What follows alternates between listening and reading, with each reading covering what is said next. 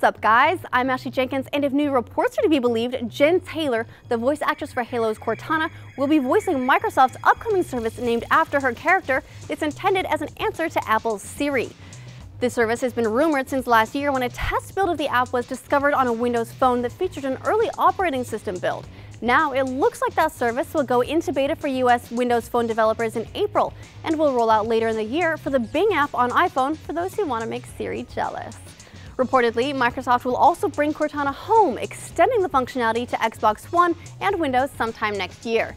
Though she may be best known as the voice of Cortana, Taylor also voices several other well-known video game characters, including Left 4 Dead's Zoe, several heroes in Dota 2, the Peach, Toad, and Toadette characters in Nintendo's Mario games, and not to brag or anything, but she also provides the narration for our own Rooster Teeth animated series, RWBY. And since we mentioned Dota 2, this might be a good time to note that in 2013, Valve has paid $10.2 million in revenue sharing to in-game item creators for Dota 2 and Team Fortress 2. This service allows community contributors to submit original modeled items to be used in games via Steam Workshop, which players then buy using money from their Steam wallets, and the creators earn a percentage of the transaction revenue the items generate. In Dota 2, these community-created items take the form of equipment, announcers, interface skins, ability effects, and more, which players can buy to customize their game experience. In Team Fortress 2, players can purchase items like hats, weapons, and action items. When Valve launched the service back in 2010, they paid out $590,000 to 63 creators for sales across 106 different items. Fast forward to 2013, multiply that by 17, and Valve has paid $10.2 million to 661 creators for sales spanning 2,349 items. Breaking that down, it averages to $15.4 thousand per creator. So next time your parents ask why you're messing around with 3D models, tell them you could put yourself through school with it. Parents love that. Moving on to slightly less fun news, Nintendo has revised their sales forecast for their current fiscal year, which ends at the end of March, and it is brutal.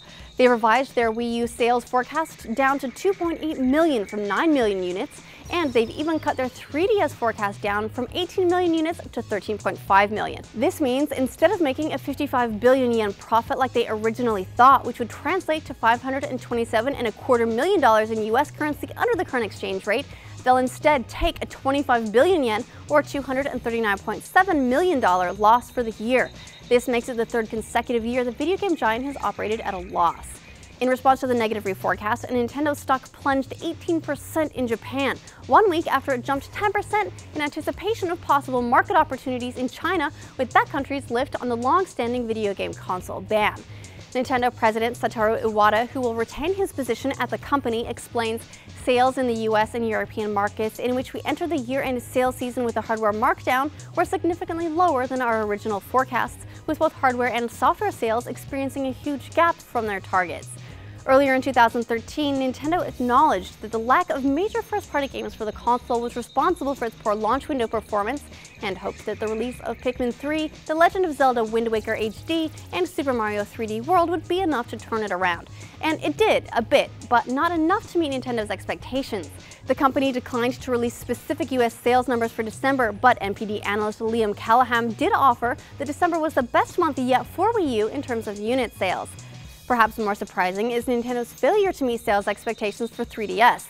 The handheld was the #1 selling console in both the US and UK, but is still performing 25% shy of its original target. Nintendo will release their next big first-party software title, Donkey Kong Country Tropical Freeze, on February 21st, which should help them with their end-of-the-year numbers. And their next fiscal year will see the release of Mario Kart 8, Super Smash Bros., and reportedly the Hyrule Warriors, Legend of Zelda, and Dynasty Warriors mashup, all of which should go some way to shoring up their software library and creating a more compelling reason to invest in the console. And that's the news for today. Have you sold in-game items via Steam for a profit, or are you considering it now that Valve has shared how much money you could make doing so? Let us know in the comments below. Then check out roosterteeth.com over the weekend for a new RT Life for the funsies.